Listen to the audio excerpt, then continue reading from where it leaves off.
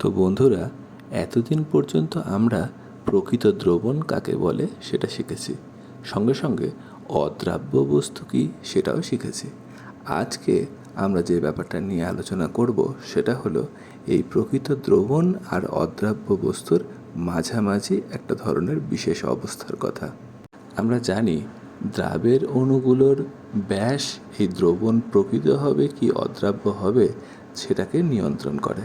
ঠিক সেইভাবেই বলা যায়, যখন কোনো একটা কণার ব্যাস 10⁻⁻5 সেন্টিমিটার থেকে 10⁻⁷ সেন্টিমিটারের মধ্যে হয়, তখন সেটা দ্রাবকের মধ্যে সম্পূর্ণভাবে দ্রবীভূত না হয়ে খুব অদ্ভুতভাবে ইতস্তত ঘুরে বেড়ায় এবং এটি একটি বিশেষ অস্বচ্ছ এবং অসমসত্ব মিশ্রণ তৈরি করে। আর এই বিশেষ অস্বচ্ছ অসমসত্ব কিন্তু স্থায়ী মিশ্রণটিকে বলে কলয়েডীয় দ্রবণ। স্থায়ী কেন?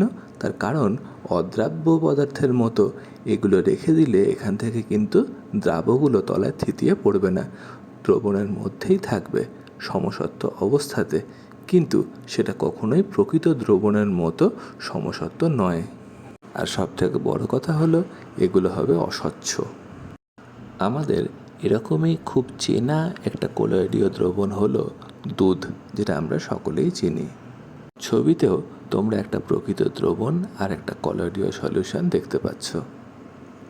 ছবিটা দেখে নিশ্চয়ই তোমাদের বুঝতে অসুবিধা হচ্ছে না।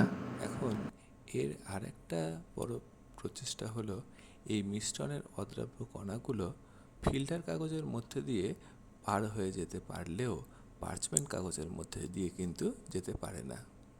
এবার আমাদের একটা হাতে কলমে ছোট্ট পরীক্ষার সাহায্যে বুঝতে হবে যে কোনটা প্রকৃত দ্রবণ এবং কোনটি কলয়েডীয় সলিউশন। আর এটার জন্য সবথেকে সহজবোধ্য পদ্ধতি হলো টিন্ডাল এফেক্ট। তোমরা ছবিটা দেখলেই বুঝতে পারবে প্রকৃত যে দ্রবণ তার মধ্যে দিয়ে যখন কোনো আলোর বিম পাঠানো হয় সেটা কোনোভাবেই বিচ্ছিন্ন হয় না। আলোক রশ্মি প্রকৃত দ্রবণের মধ্যে দিয়ে সরাসরি বেরিয়ে যেতে পারে, কিন্তু সেই একই আলোক রশ্মিকে যদি আমরা কোনো কলয়েডীয় মিশ্রণের মধ্যে পাঠাই তখন সেটা যেতে পারে না। কলয়েডীয় দ্রাবর কণাগুলোর সঙ্গে আলোক তরঙ্গগুলোর সংঘাত হয় এবং সেটা বাইরের দিকে না বেরিয়ে গিয়ে গোটা মিশ্রণ জুড়ে বিচ্ছুরিত হয়ে পড়ে। একেই বলা হয় টিন্ডাল এফেক্ট। আর এর সাহায্যে খুব সহজেই পৃথক করা যায় কোনটা প্রকৃত দ্রবণ আর কোনটা কলয়েডীয় মিশ্রণ। বুঝতে পেরেছো তো?